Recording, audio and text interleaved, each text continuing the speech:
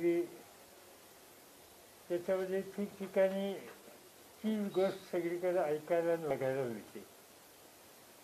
एक तर उभं पीक आहे, अलीकडच्या काळामध्ये थोड्या पीक पद्धतीत बदल झाला आहे आणि ज्या ठिकाणी पूर्वी फार मोठ्या प्रमाणात ज्वारी किंवा तूर व्हायची ती जागा आता सोयाबीन घेतली आणि सोयाबीनचं पीक हे अतिवृष्टीने एक तर कुजलंय, वाहिलंय किंवा उद्ध्वस्त झालंय. दुसरं,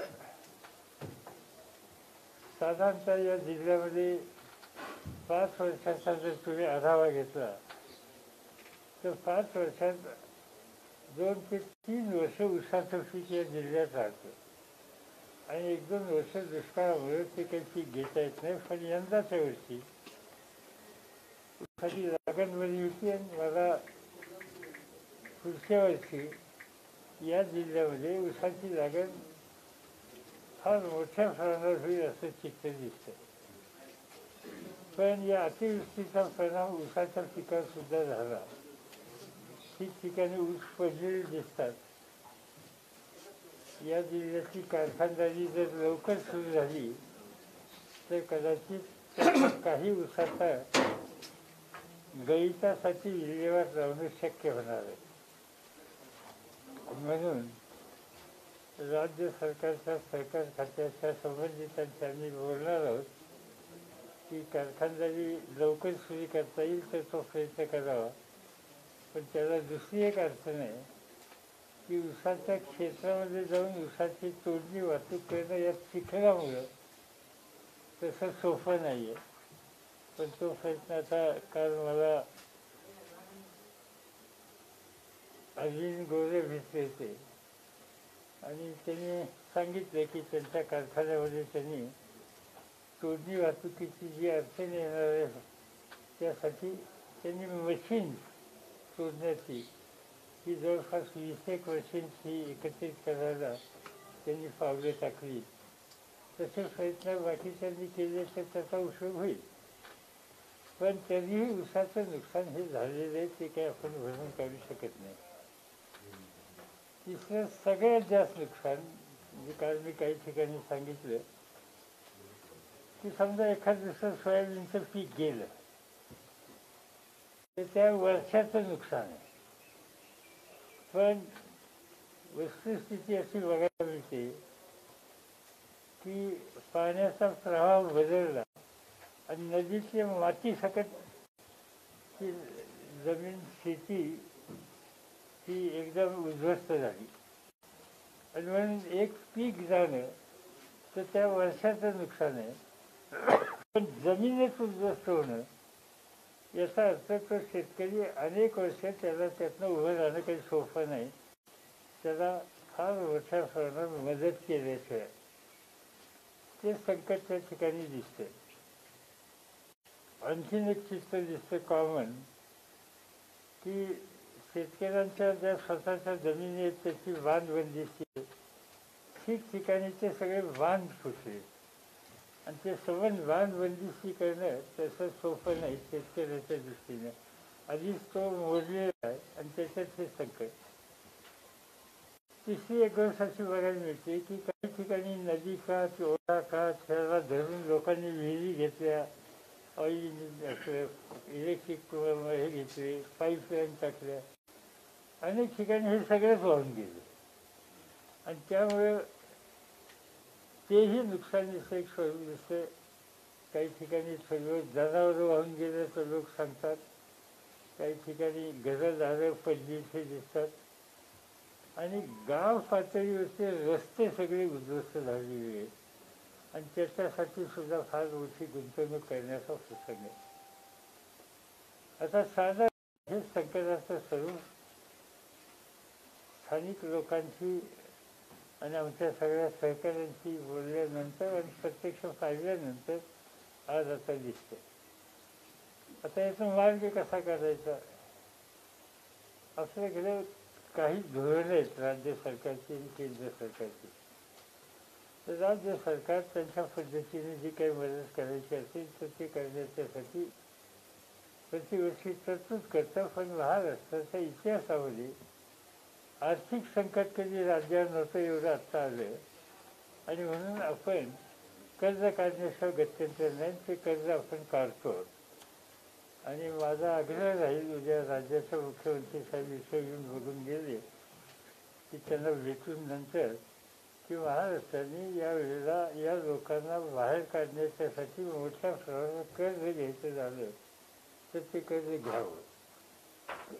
आजच्या एक काही वृत्तपत्रामध्ये कर्जरोखे घ्यायला महाराष्ट्राने सुरुवात केली आणि त्याला मार्केटमध्ये चांगला प्रतिसाद अशी बातमी आहे. ही चांगली गोष्ट आहे. कर्ज घेणं जरा ओझं आहे डोक्यात, पण लोकांना बाहेर काढण्याच्यासाठी त्याला काही पर्याय नाही, तो मार्ग त्या ठिकाणी आहे. दुसरा महत्त्वाची गोष्ट, केंद्र सरकारच्याकडून कलमिती म्हणजे अशा प्रकारचं संकट येतं त्यावेळेला मदत करण्याची पद्धत आहे. आणि म्हणून तिथंही त्यांना बोलावं लागेल. मी तुमच्यापैकी एका माननीय पत्रकारांनी लिहिलेलं वाचलं की शरद पवारांनी इथं भेट दिली आणि आपलं तोडवाटोलवी केली आणि केंद्रावर ढकललं. असं आहे की काल मी इथं आलो आणि एखाद्या शेताचं परिस्थिती पाहिली तर लगेचच्या लगेच त्या ठिकाणी मदत करणं शक्य होत नाही. कारण शेवटी त्याला काही पद्धत आहे, त्याचा पंचनामा करावा लागतो, रेकॉर्ड लागतं. एवढं मोठ्या प्रमाणात ज्यावेळी नुकसान होतं त्यावेळेस ते सगळं रेकॉर्ड करून नंतर राज्य सरकारला त्याचा निर्णय घ्यावा लागतो. मध्यवर्ती सरकारच्या समोर त्याचा प्रस्ताव पाठवावा लागतो, तिथं जाऊन प्रेझेंटेशन करावं लागतं आणि हे सगळं केल्याच्या नंतर याला काही सहाय्य होतं. म्हणजे मला आठवतं आहे की ज्यावेळी भूकंपाचं संकट आलं त्यावेळी त्या दिवशी मी आलो होतो. नंतर मी इथे 10-15 दिवस फिरत होतो आपल्या सगळ्यांच्या भागामध्ये, पण लगेचच्या लगेच काय आम्ही घरं बांधली नाही. त्याच्यासाठी शेवटी आम्हाला प्रस्ताव तयार करायला लागला. डॉक्टर मनमोहन सिंग हे अर्थमंत्री होते, त्यांच्या कानावर घातलं. नरसिंगराव प्रधानमंत्री होते, त्यांना लातूरला बोलवलं, त्यांना काही गोष्टी दाखवल्या आणि नंतर जागतिक बँकेपर्यंत आम्ही पोचलो. आणि जागतिक बँकेला प्रस्ताव दिला लातूरच्या परिसरातल्या शिरारी परिसरातल्या भूकंपाच्यासाठी काय करायचं.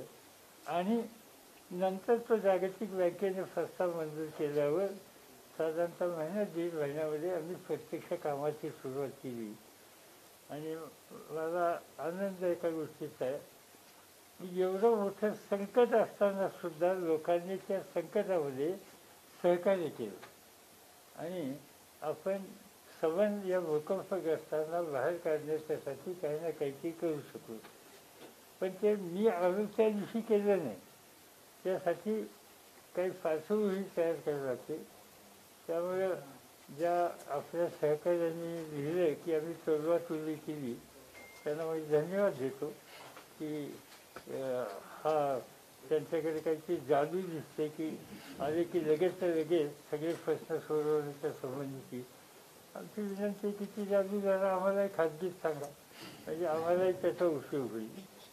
पण त्याचा हा भाग सोडून घ्या, आपल्याला काही गोष्टीच्याबद्दल काही गोष्टी कराव्या लागतील. एक असं आहे की या जिल्ह्यामध्ये पीक विमा उतरवण्याची पद्धती वाढते ही चांगली गोष्ट आहे.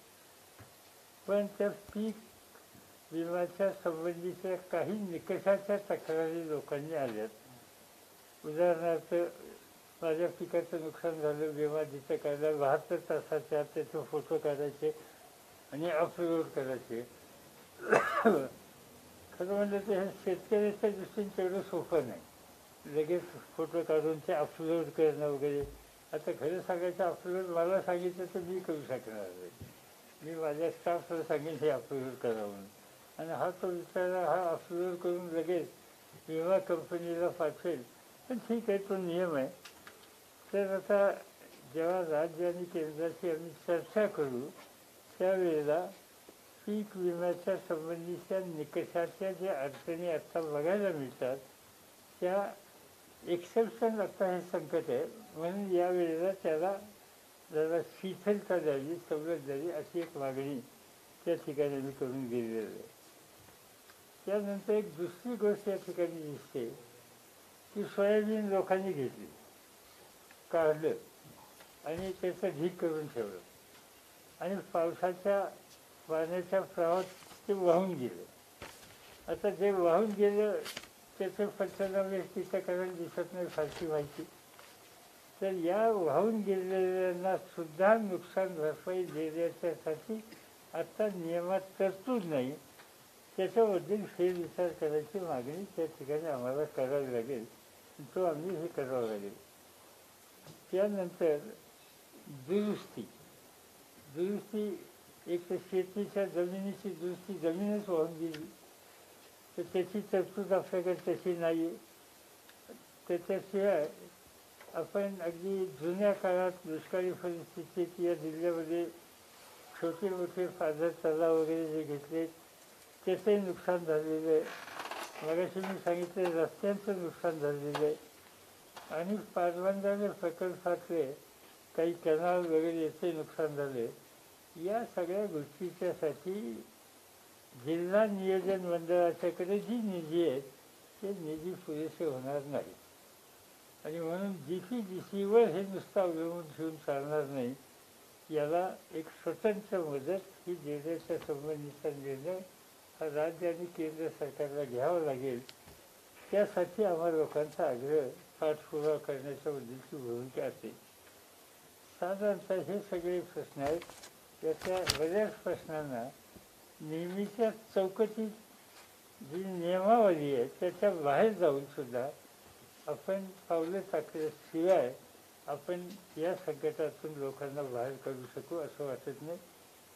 मला आनंद आहे की या सगळ्या संकटात लोकांना मदत करण्याच्यासाठी काय केलं पाहिजे याला उद्या मुख्यमंत्री येत आहेत, माजी मुख्यमंत्री येत आहेत, आणखीन काही लोक येत आहेत आणि त्यामुळं फारशी चिंता तुम्ही करण्याचं कारण नाही. कारण काही ठिकाणी छापून झाला, आता नेत्यांच्या दौऱ्याचा पूर सुरू झाला.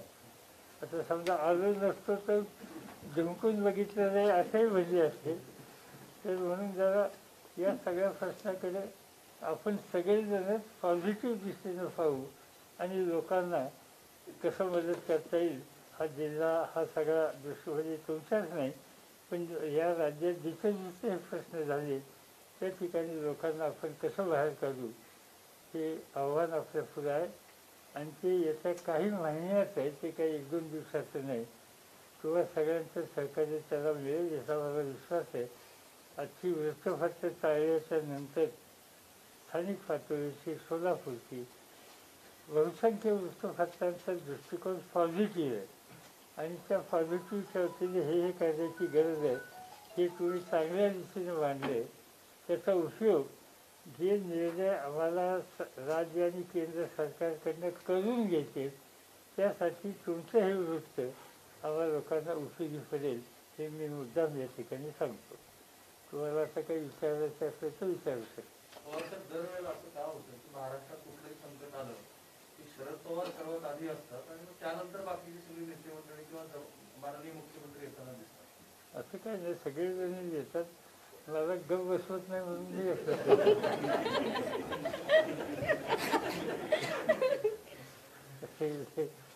असं आहे की मी विधानसभेत 1967 साली गेलो. आता किती वर्ष झाली?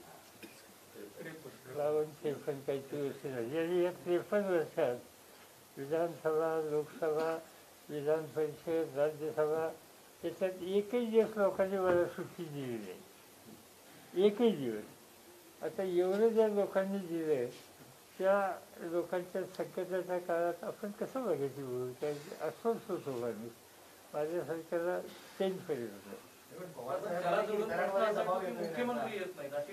मुख्यमंत्री उद्या येतात.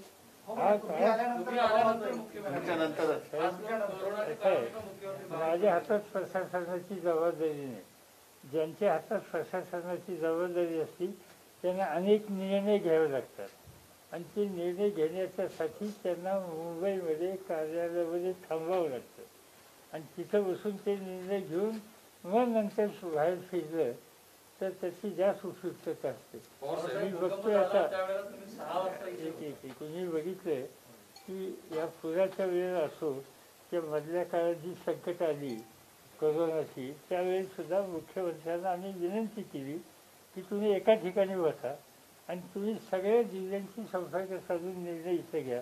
फील्डवर हे बाकीचे सगळे आमचे सहकारी आहेत, आम्ही सगळे फील्डवर जाऊ आणि तुम्हाला त्या संबंधीची माहिती देऊ. त्यामुळं मुख्यमंत्र्यांच्यावर जी जबाबदारी आहे ती जबाबदारी पार पाडण्यासाठी माझ्या मते हा दृष्टिकोन त्यांनी स्वीकारला आहे, तो आम्हा सगळ्यांच्या आग्रहाने सुचवला.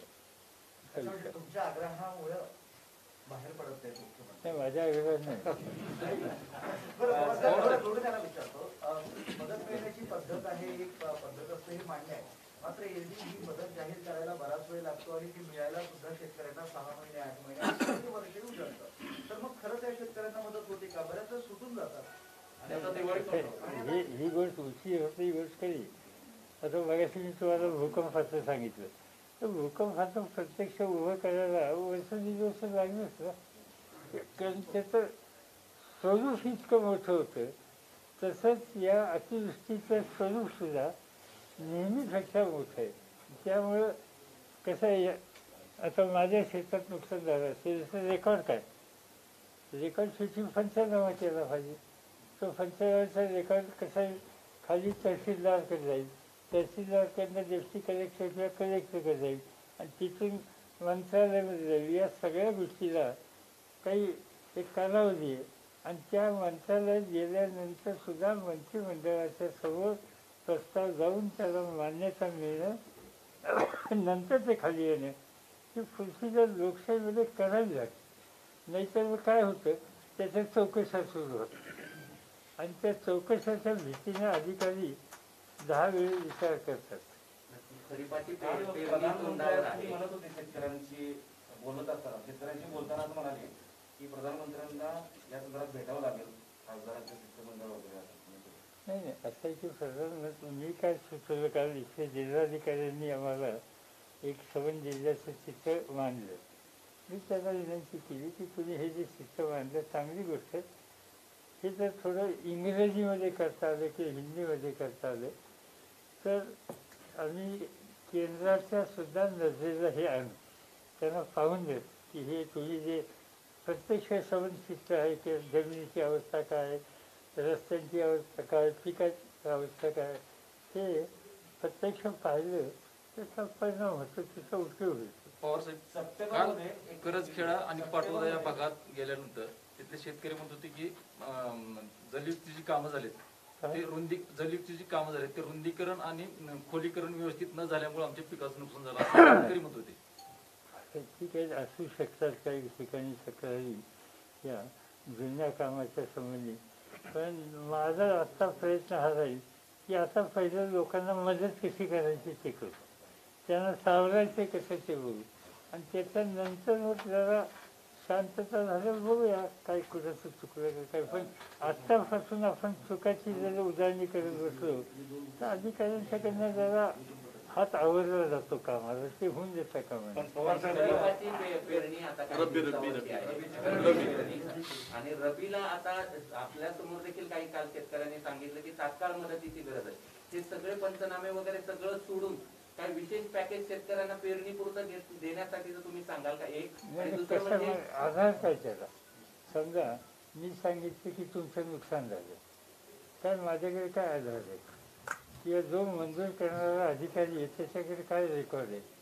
काही गोष्टीला आपल्याला लोकशाहीमध्ये प्रशासन पद्धतीत काळजी घ्यावी लागते, त्याला नाही झालं. तुम्ही म्हणतात ते खरं आहे की लोकांना उद्या पाहिजे आणि तुम्ही आणखीन काही दिवसात जातो म्हटलं तर हा थोडा वेळ याच्यामध्ये प्रशासकीय पद्धतीमध्ये जातो. बदलायची मागणी तुम्ही केली त्यात अजूनही कसं आहे की ज्या शेतांमध्ये पाणी गेलंय तिथं आता वापसा होणार नाही आणि ते रब्बीची पेरणी करू शकणार नाही. म्हणजे हे नुकसान फक्त खरीपापुरतं नाही तर आता रब्बी आणि त्याही पुढे गेलंय. मग अशांना काही मदत करण्यासाठी म्हणून ज्याचं सबंध पुढचा हंगामच जाणार आहे त्याच्यासाठीच आपल्याला काही विचार करावा लागेल ना. मदत याचा अर्थ फक्त आता माझं पीक गेलं एवढी मदत करून ठेवणार नाही, मी पुढे वर्षभर उभा राहणार कसा, माझं कुटुंब कसं चालणार, इथपर्यंत बघावं लागेल. आणि त्याच्यासाठी काहीतरी एक वेगळा विचार करावा लागेल की जे आजच्या चौकशीत बसत नाही. साहेब, केंद्र आणि राज्याने दोघांनी मदत द्यायला पाहिजे असं तुम्ही म्हटलं, कर्ज घेण्याची तयारी केली. केंद्र सरकार सहजासहजी मदत देईल का तुम्हाला? असं आहे की मी काल मुख्य प्रधानमंत्र्यांचं एक स्टेटमेंट वाचले वर्तमानपत्रात, पाहिलेलं नाही ऐकलेलं नाही, पण वाचलं महत्त्वाच्या वृत्तपत्रामध्ये वाचलं की त्यांनी राज्याच्या मुख्यमंत्र्यांशी फोनवर संपर्क साधला आणि राज्यातली ही पूर परिस्थितीच्याबद्दलची माहिती घेतल्यानंतर मध्यवर्ती सरकार या बाबतीत तुमच्याबरोबर आहे अशा प्रकारचं त्यांनी आश्वस्त केलं, अशी बातमी आहे. आणि मला असं वाटतं की असं आहे की आमचे राजकारणात मतभेद असतात, निवडणुकीत आम्ही एकमेकाची काय काळजी घ्यायची ती घेत असतो. प्रश्न असे प्रश्न येतात तेव्हा ते राष्ट्राचे प्रश्न येतात आणि इथं आम्ही कधी कधी बघत नाही. म्हणजे मी आता आत्मस्तुती नाही, पण तुमच्या भुजमध्ये हे झाला, भूकंप आला, अटल बिहारी प्राईम मिनिस्टर होते आणि त्यांनी सगळ्या पक्षाच्या नेत्यांची बैठक बोलवली आणि त्यावेळी चर्चा अशी झाली की असं नुकसान येतं, संकट येतं, भूकंप होतो आणि याच्यामध्ये आपल्याकडे काही यंत्रणाच नाही.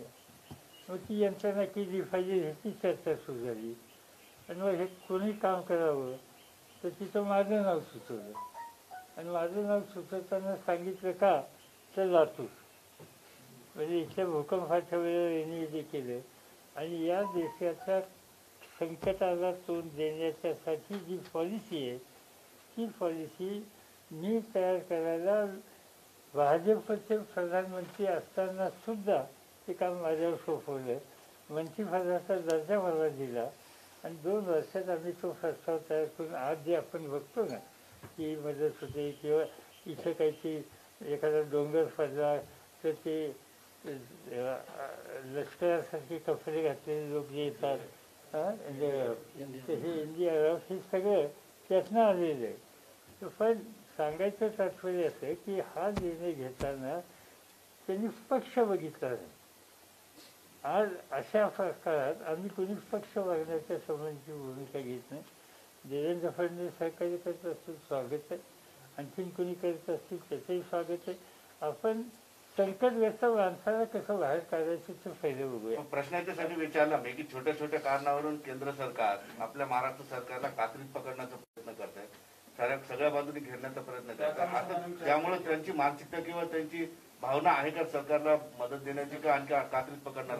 आता आपण जाऊन सांगूया, समजून सांगूया, काळजी कधी वारंवार केंद्राकडे बोलतात. फडणवीसांनी टीका केली, फडणवीस मदत करतील असा अपेक्षा व्यक्त करतात, तर त्यांनी जशी टीका केली की वारंवार केंद्राकडे बोट दाखवण्यापेक्षा राज्य सरकार नेमकं काय करणार आहे? राज्य सरकार असं करावंच लागेल, पण संकटाचं स्वरूप एकतर राज्याला झेपेल का?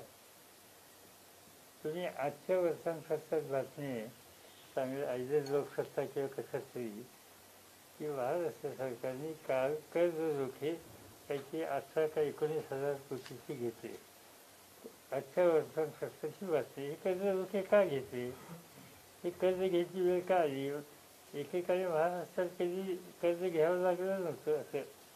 आणि मध्यंतरी राज्याच्या अर्थमंत्र्यांचं एक स्टेटमेंट होतं, त्यांनी आम्हाला प्रेझेंटेशन दिलं की दर महिन्याचं शासकीय कर्मचाऱ्यांचं वेतन देण्याच्यासाठी दर महिन्याला ते 12,000 कोटीचं कर्ज काढतात. हे कधी महाराष्ट्रात घडलं नव्हतं. एक विशिष्ट परिस्थिती झाली या कोरोनाच्यामुळं एकदम 6 महिने. आता इथं या गावामध्ये जिथं बसलो आहे मी कालपासून विचार करतो, या गावाचा अर्थव्यवस्था संकटात असते. मंदिर बंद आहे 6 का 7 महिने, म्हणजे तिथं छोट्या मोठ्या लोकांचं संबंध अर्थजन त्याच्यावर अवलंबून असेल. हा महिना फार झाली ठीक आहे, पण 7 महिने 6 महिने हे संबंध बंद झाल्यावर काय परिणाम होत असेल? आणि अशा वेळेला इथल्या फक्त स्थानिक जी काही मंदिर कमिटी असेल किंवा कोणी नगरपालिका असेल यांची ताकद नाही, त्याला शेवटी मदत करावी लागेल. आणि म्हणून हा प्रश्न आमच्या कानावर काही लोकांनी घातला. आम्ही ताबडतोब मुख्यमंत्र्यांना संपर्क साधला की आपण यासाठी एकत्र बसू आणि याचा काहीतरी विचार करू. हा प्रश्न फक्त इतकाच नाही, पंढरपूर आहे, शिर्डी आहे, शेवगाव आहे, आपलं तुळजापूर आहे, या सगळ्या ठिकाणी. कारण हा प्रश्न फक्त सध्याचा नाही, त्याचा अर्थव्यवस्थेवर परिणाम होतो. राज्याच्या आर्थिक स्थितीचं गणित आता मांडलं, परंतु मागची 5 वर्ष सोडलं तर जवळपास 20 ते 25 वर्ष काँग्रेस आणि राष्ट्रवादीच होतं. कारण आपण म्हणतो की महाराष्ट्रावर वेळ आली, नेमकं कोण जबाबदार आहे या स्थितीला, राज्याच्या आर्थिक स्थिती कशाला कोण जबाबदार? असं आहे की राज्याची जी काही प्रगती आहे, देशात एक पहिली 2-3 राज्य त्याच्यात महाराष्ट्र येतो. ह्या प्रगतीच्यासाठी आपण पुढे गेलो. मला असं नाही म्हणायचं की याला कोण जबाबदार, सगळ्यांनी हातभार लावला म्हणून झालं. असं आहे की टिप्पणी प्रत्येक ठिकाणी करायची ही काय फारशी छानपणाची गोष्ट नसते. कोल्हापूरचं जे पुराचं आपत्ती आली होती त्यावेळेस राज्य सरकारनं जो निकष लावलेला आहे तोच निकष जर उस्मानाबाद जिल्ह्याला अतिवृष्टीला लागला तर बरं होईल, अशी सूचना काही लोकांनी केली. असं आहे की कोल्हापूरला ज्यावेळेस नुकसान झालं त्यावेळेस कोल्हापूरला मीच पहिल्यांदा तिथे गेलो. सवन गावोगाव मीच फिरलो आणि नंतर राज्य सरकारला विश्वासात घेऊन आम्ही त्यांना काही निकषात बदल करायची सूचना केली. त्याला केंद्रालाही विश्वासात घेतलं आणि त्याच्यातून काही निकष बदलले आणि थोडीशी अधिक रक्कम द्यायची भूमिका स्वीकारली, गोष्ट केली. काल या ठिकाणी काही लोकांनी कोल्हापूरला जे काही सहाय्य केलं तो पॅटर्न इथं लावावं असं सुचवलं. आम्ही ज्यावेळेस राज्याशी बोलणार आहोत तर तो एक मुद्दा आमच्या पुढे आहे. ऊस शेती आणि आपण साखर कारखाना जरी उस्मानाबाद जिल्ह्यात असं सांगितलं, परंतु पेरण्यासारखे साखर कारखान्याची किंवा इतर साखर कारखान्याचे आहे काही घोटाळा असेल किंवा काही गोष्टींमुळे बंद आहे, तर त्याच्या पुनर्जीवनासाठी उस्मानाबाद जिल्ह्याचे साखर कारखान्यासाठी काय करणार आहे? काही करणार नाही, आत्ताच माझ्या हातात काही नाही. कारण आता ते तेला सुरू करायचं जे भयंकर अवघड काम आहे. मी काल थोडीशी माहिती घेतली की तेवढं लगेच काही या गोष्टी सोप्या नाहीत.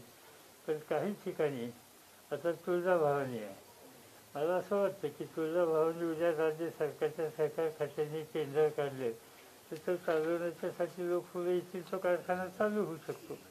तिथला प्रश्न म्हणजे तुळजापूरचा हा प्रश्नाला कदाचित मार्ग निघू शकतो. असे काही ठिकाणी येतात, पण काहीच दुखण्याचं स्वरूप एवढं आहे की ते लगेच होणं शक्य नाही. पण ते काही ना काही ते करावं. खरं तुम्ही जो प्रश्न आत्ता विचारला हा आत्तापेक्षा पुढच्या वर्षी फार येईल. कारण आता या पावसाच्यामुळे आपल्याकडे लोक संकट किती आली. रान मोकळं असलं आणि पाणी असलं की कांदे लावतेच, कुणी वाट बघत नाही. ती कांदे लावणार, लागण वाढणार, ऊसाची लागण होऊन तिची विल्हेवाट काय लावायची हा प्रश्न पुढच्या येईल. त्याची तयारी आतापासून करावी लागेल. गेली 10 वर्षापासून क्लायमेट चेंज बद्दल तुम्ही बोलत आहात. कसं म्हणजे क्लायमेट चेंज बद्दल तुम्ही 10 वर्षापासून बोलता, अनेक वेगवेगळ्या ठिकाणी तुम्ही हे स्टेटमेंट केले. आता ते दृश्य स्वरूपात दिसतं असं नाही वाटत? असं आहे, असं दिसतंय. म्हणजे तुम्ही आता अलीकडे तुम्ही काही दिल्लीला कोणी गेलेले नसाल तर गेले 10 दिवस दिल्लीमध्ये जाता येत नाही. हा जो सवन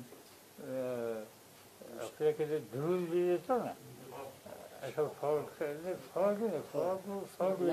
फॉग म्हणजे धुकं, त्याच्यापेक्षा जास्त तिथं पंजाब आणि हरियाणातले शेतकरी भाताचं पीक घेतात आणि नंतर आग लावून देतात. त्या आगीच्यामुळं नंतर जो स्मोक तयार होतो तो सवनच्या दिल्लीच्या परिसरामध्ये झालेला आहे. लोकांना घशाचे रोग, नाकाचे रोग, खोकला आणि न दिसणे या सगळ्या गोष्टी झालेल्या आहेत. आता हा क्लायमेट चेंज आहे का?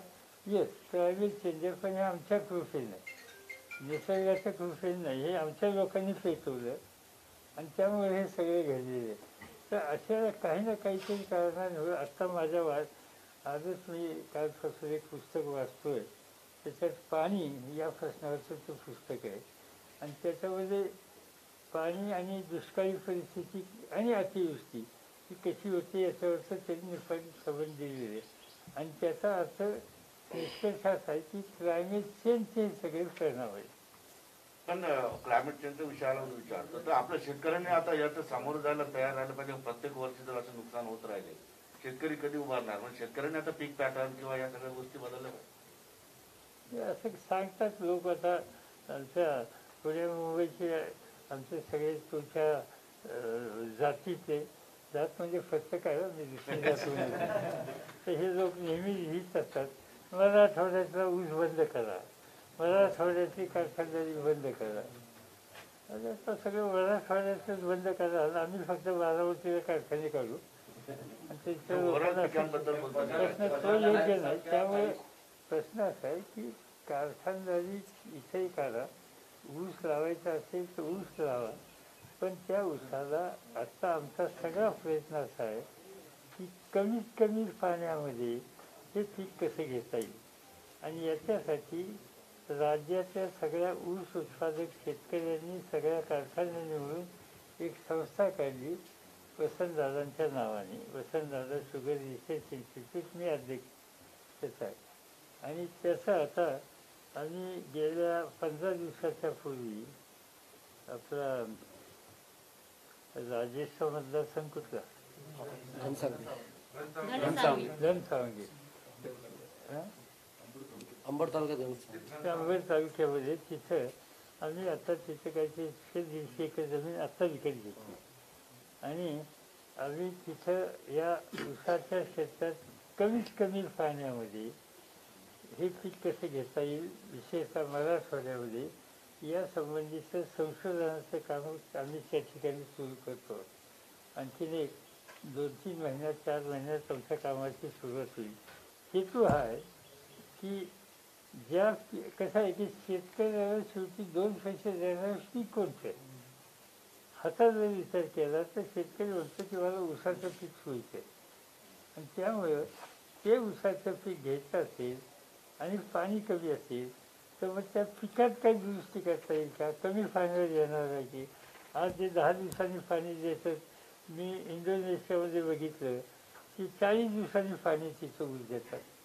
त्या प्रकारचं मग ऊसाचं बेणं इथं आणणं शक्य आहे का, ते आणून मग इथं लावून आपण प्रयोग, हे सतत आपण याच्यात एक प्रयोगाची दृष्टी ठेवली पाहिजे आणि त्या विभागामध्ये त्या सगळ्या पिकाला प्रोत्साहित केलं पाहिजे.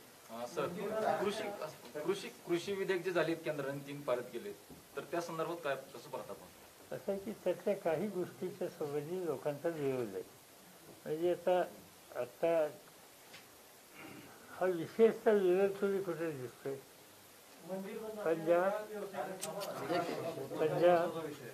पंजाब, हरियाणा आणि वेस्टर्न यूपी सर्व तुम्हाला कुठे दिसते. लोक ट्रॅक्टर घेऊन सगळे अगदी तिथल्या मुख्यमंत्र्यांसकट सगळे रस्त्यावर आले.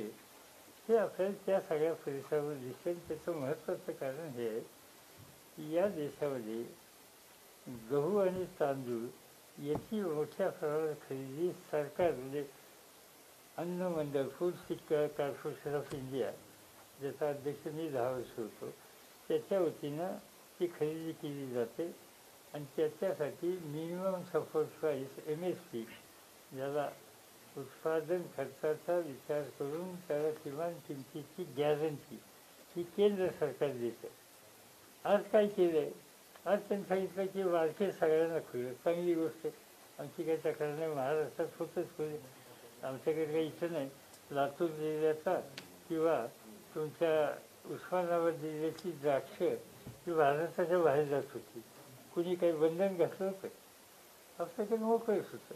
उस्मानाबाद जिल्ह्याची द्राक्ष हैदराबादला जात होती किंवा दिल्लीपर्यंत जात होती. त्याचं कारण आपल्याकडे मार्केट कमिटीमध्ये शेतकऱ्याला माल कुठे विकायला परवानगी, याच्यात नवीन काय नाही.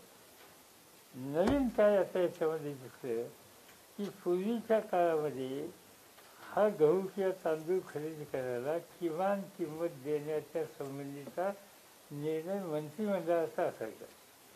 आज तो नाही. त्यामुळे शेतकऱ्यांच्या मनात ही भीती आहे की तुम्ही मार्केट मोकळं केलं आणि मालाच्या किमतीची गॅरंटी मला नाही आणि तुम्ही सगळ्यांना खरेदी करायला परवानगी दिली, चांगली आहे, पण ते सगळे म्हणजे कोण? ॲमेझॉन ही जगातली सगळ्यात मोठी कंपनी, रिलायन्स या देशाची सगळ्यात मोठी कंपनी. तिकडच्या शेतकऱ्यांना भीती वाटते हे सगळे मोठे आत्ता येतील, आत्ता चांगली किंमत देतील, बाकीचे बारके सगळे संपवतील आणि नंतर ते सांगेल त्या किमतीला मला माल द्यावा लागेल. मला माहिती नाही तुम्हाला आठवतं का, मनमोहन सिंगांचं सरकार होतं त्यावेळेला आम्ही याच्यात काही निर्णय घ्यायचा ठरवला आणि त्यावेळेला भारतीय जनता पार्टीने देशातले छोटे दुकानदार सगळे एकत्र करून संपूर्ण देशात आंदोलन केलं होतं की ही मोठ्यांच्या हातात तुम्ही देताय सगळं वगैरे वगैरे. आता ते सगळे विसरले. तर म्हणून या नव्या बिलामध्ये गॅरंटी पाहिजे, नक्की तुम्ही मिनिमम सोपं. आता सरकारने जाहीर केलं की आम्ही किंमत देऊ. तर आता तिथले लोक काय म्हणतात, पंजाब हरियाणाचे, तुम्ही किंमत जी म्हणताना मग त्या बिलात घाला, कायद्यात आणा आणि कायदेशीर तुम्ही जबाबदारी घेतली तर आमची काही हरकत नाही. पण ती घ्यायची तयारीने हा मुख्य विरोध आता तिथं आहे. एखाद दुसरा राजकीय प्रश्न घेऊयात आता. खडसे साहेब राष्ट्रवादी येणाऱ्याची चर्चा जोरात सुरू आहे एकनाथ खडसे. कोण एकनाथ खडसे भाजप येते. असं आहे की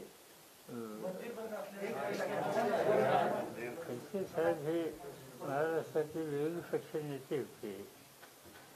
खडसे साहेब हे राज्याचे अर्थमंत्री होते आणि एका पक्षाच्या उभारणीच्यासाठी त्याचं फार योगदान होतं. आम्ही पाहत होतो, आम्हाला शिव्या घालत होते आणि त्यामुळे त्यांची तीव्रता शिवेची आम्ही बघितलेली आहे. आणि त्यामुळं त्यांची कपॅसिटी, त्यांचं कर्तृत्व, त्यांचं लोकांच्यातलं विशेषतः खानदेशातलं स्थान, या सगळ्या गोष्टी ह्या अतिशय आम्ही काही दुर्लक्षित करण्यासारख्या नाहीत. आता राजकीय निर्णय त्यांनी काय घ्यायचा हा त्यांचा निकाल आहे.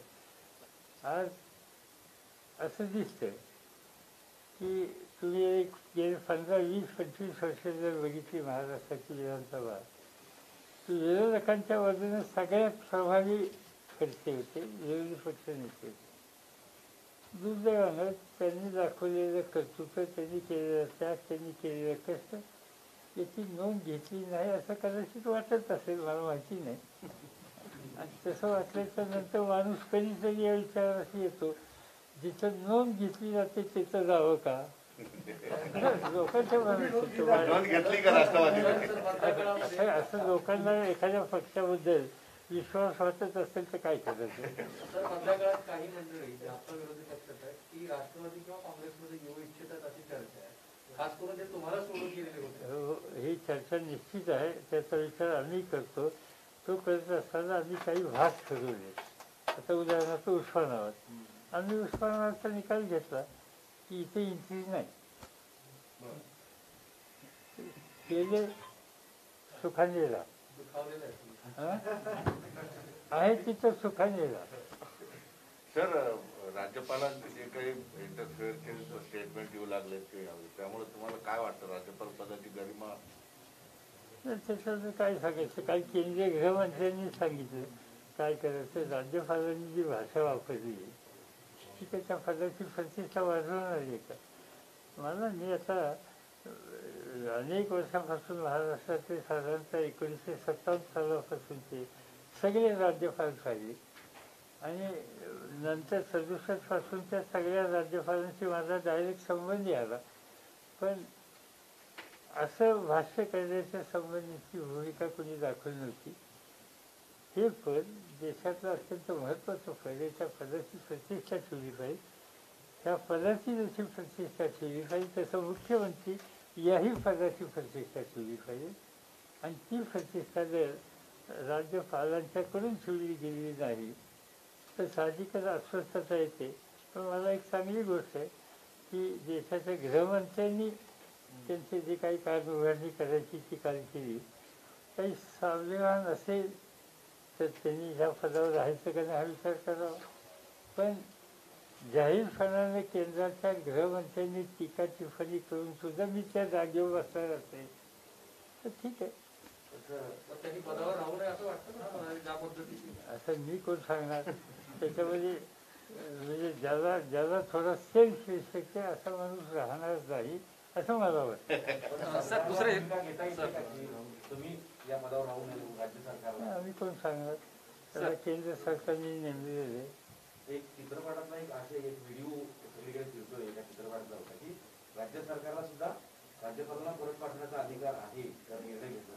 असं पाठवण्याचा वेळ मी त्याच्या खोलात जाऊ इच्छित नाही, पण त्या पदाची किंमत ठेवायचं परंपरा महाराष्ट्रात की आम्ही अजूनही कंटिन्यू करतो. आता त्यांनी ठरवलं की या पदाची किंमत ठेवायची नाही, तर आम्ही काय करणार? एक प्रश्न असा आहे की महाराष्ट्रामध्ये आता अमित शहाचं नाव घेतलं म्हणून की महाराष्ट्रामध्ये मी गृहमंत्र्यांचं घेतलं, नाव नाही घेतलं.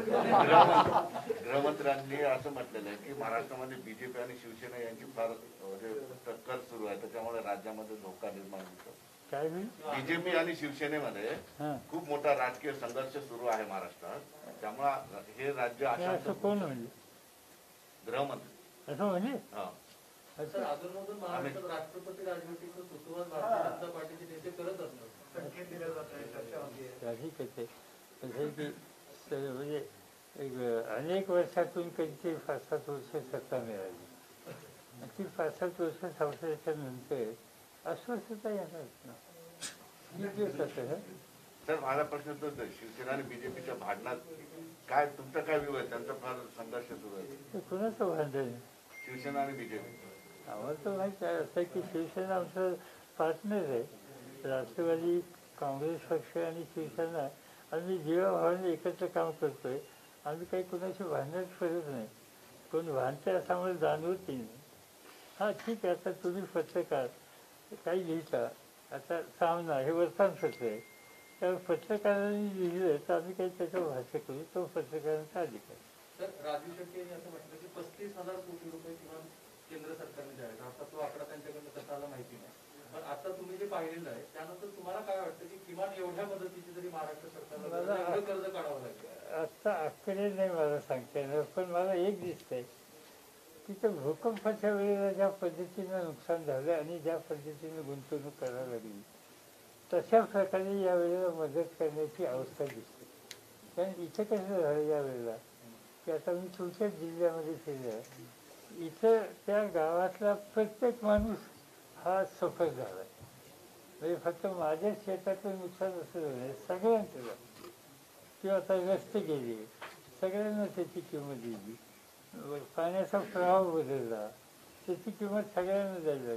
आणि त्यामुळे एकंदर लोकांची संख्या आणि नुकसानीचं प्रमाण पाहिजे तर ती आकडेवारी मला एक्झॅक्टली ती आज सांगता येणार नाही, पण ती एक्सेप्शनल ॲबनॉर्मल असेल असं प्रायमा फेसी दिसतं.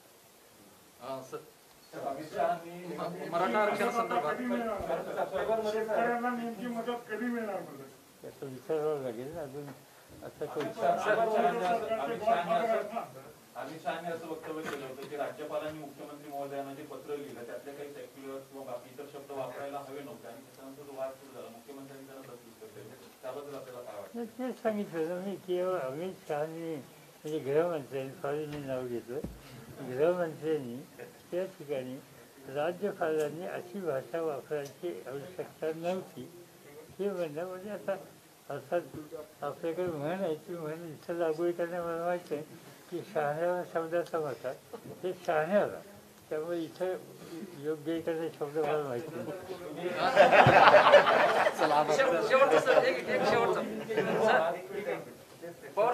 सर, मोठ्या मदतीची गरज आहे. मोठ्या मदतीची गरज आहे आणि याआधी पंतप्रधान नरेंद्र मोदी यांनी तुमचं ऐकलंय असं म्हणताय, चर्चा पण आहे. हिरवी ऐकतात. बरं, तुझी तब्येत बरी आहे ना?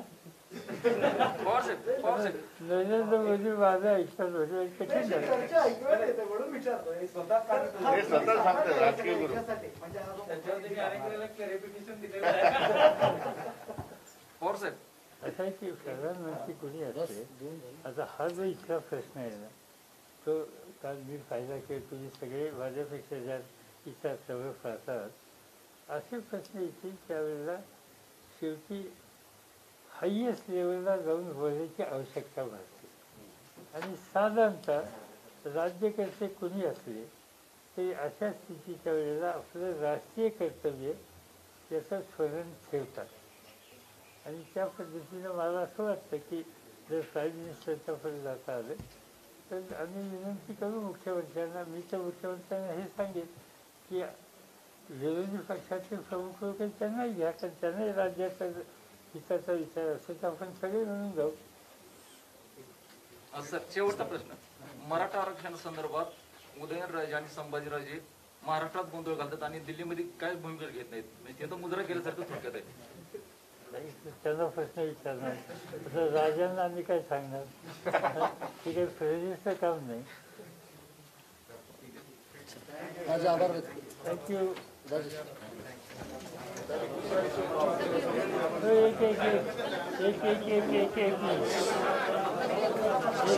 एक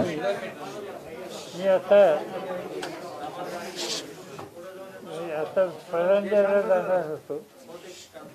परांज्याला इथनं पुढे आता जाणार होतो, पण मला तिथनं म्हणजे काय ते पोलीस दल आणि या सगळ्यांनी असं सांगितलं की काल तिथं अतिवृष्टी झालेली आहे आणि जिथं हेलिकॉप्टर उतरतं ती जागासुद्धा आता वाहून गेलेली आहे, चिखल झालेलं आहे, हेलिकॉप्टर तुम्हाला उतरता येणार नाही आणि तुम्ही शक्यतो तिथं आता एवढे लँड व्हायच्या भानगडीत पण नका, रिस्की आहे म्हणजे आमचा क्लिअरन्स नाही आहे त्या कामाचं. त्यामुळे मी फरांद्याला जाण्याच्या संबंधीचा जो माझा कार्यक्रम होता तो आता मला नाईलाजाने रद्द करावा लागेल. पण मी राहुल मोठे आणि आमच्या सहकार्यांना सुचवलं आहे की थोड्या दिवसात कुठे मी पुन्हा एकदा वेळ काढून त्या भागात चक्कर मारतो. आता मला पूर्ण करता येणार नाही. ठीक आहे. काही विमा कंपन्या ज्या आहेत ऑनलाईन आणि त्याच्या सर्वेसाठी विमा कंपनीचे सर्वे जातात. प्रत्यक्षामध्ये 80%